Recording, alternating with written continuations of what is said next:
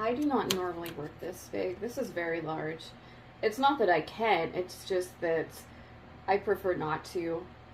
My ideal size for creating is roughly an 11 by 14 dimension. When you go too small, you really run into the risk of your artwork possibly being inferior in resolution.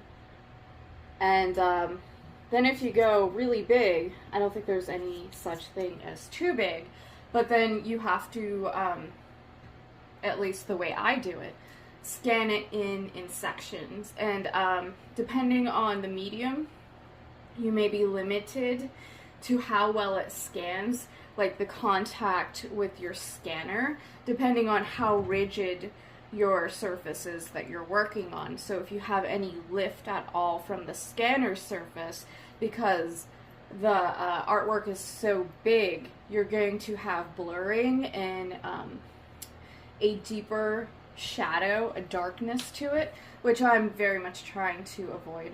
There's different ways around it. I mean, you could photograph it. I feel like that is the least superior quality when trying to get your artwork into a digital format, to work with it, to place it onto product layouts. But the thing that I loathe most of all is vector artwork. And I know that many artists out there work in vector, but to me, it's as far away from looking like the human touch as you could possibly get. It doesn't look hand-created or handcrafted at all. To me, it takes the human element out of it. It looks completely generated and thought of by a computer.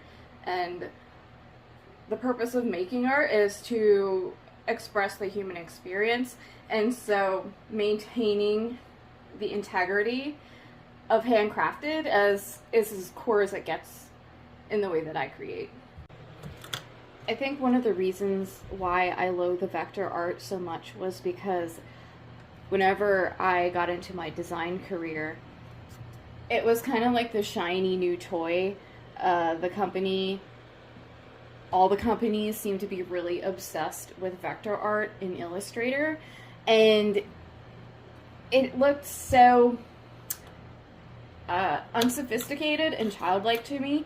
And I know that there's brushes out there to try to replicate the human touch, you know, like with chalk and watercolor and all that. Nothing beats actually doing it. Like, it's far superior than relying on a brush that, like, it's just repeating the same pattern of watercolor over and over again. And I know that you can turn the brush and make it more random, but the point is it's still replicating the same effect for everybody that removes its uniqueness. Vector certainly has its place. It is far superior in any type of graphical elements for, you know, advertising, logos, and things like that. But when you are trying to, or when you are creating handmade art will always be better than something that a computer is generating. Think about it. How many artists are using the exact same brush packets? They all sell their own set of brushes that you can download. Like, so always to a certain degree, your artwork is going to look like somebody else's because somebody else is using those same brushes.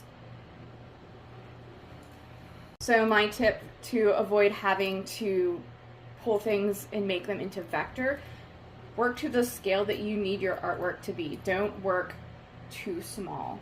Bigger is always better.